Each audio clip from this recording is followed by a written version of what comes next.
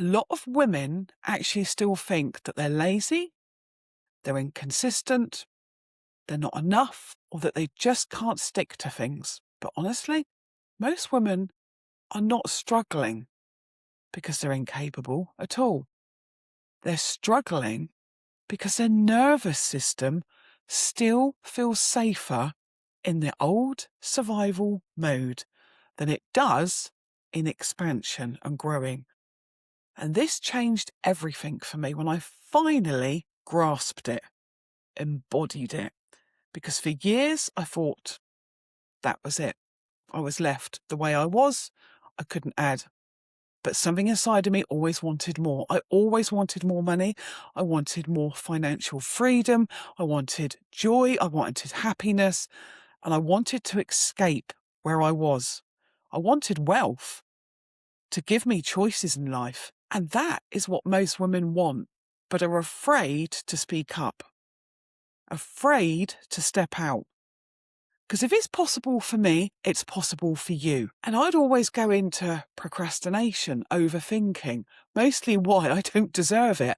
I would always imagine the outcomes I don't wish to have, but felt they were the only ones available. I would go into doubt and I would do everything to stay small, and I would avoid opportunities. I would avoid visibility, and I would create these patterns and behaviours just to make sure my nervous system felt familiar. And in the end, I ended up ignoring my needs, but giving and overgiving to everybody else. I would use food as an emotional feed. And actually, that didn't answer the questions. So I want you to question yourself. Who do you think you could be? And where would you prefer to be? Because actually, that's where you need to be thinking from. Yeah? Your dreams, your desires. Because I, at the time, had no idea what my dreams really were. And unconsciously, I was actually creating the things I didn't want. I didn't actually feel safe holding them. I didn't feel worthy of holding the dreams, the money, the desire. So I stay stuck in the 9 to 5. At least it paid the bills. So left my dreams back on the shelf. And I see this time and time again with the women now that I work with. They often say, but I want more money. And deep down they fear the judgment, the visibility. And they know they want actually to be more visible. But there's a fear of rejection, of criticism. So their nervous system has already associated that freedom with uncertainty. These women, they want the success, but subconsciously they're fearing becoming different from the people around them. Because sometimes that unsettlement can feel unsafe.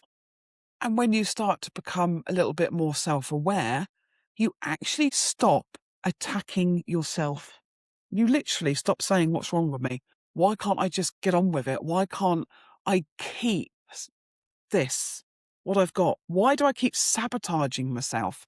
That all starts to disappear. And you start asking, what is the behavior that I'm doing? What is it actually trying to protect me from? That question alone can change your entire life.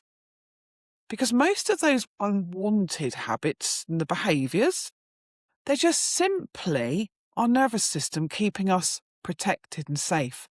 They're learnt patterns over years and years of keeping safe, survival, patterns of emotionally protecting us. And sometimes the very thing that you desire and you're currently after actually can turn your life upside down because it's too much. If you're after new relationships, if you're trying to improve a relationship and you want more money, you want to be seen doing your work, you want your business to flourish, it can actually feel unsafe to the version of you that was taught not to stand up and shine so brightly. That's why two women can be given the exact same opportunity and create completely different outcomes from it. One woman's going to see all the opportunity and the expansion and the joy. And the other one will see all the fear, the judgment. One feels excitement and one feels absolutely terrified. But the opportunity itself was completely neutral. What changed was the subconscious interpretation of it. And honestly, this is why my mindset work alone isn't enough. When I started doing mindset work, I believed that was enough.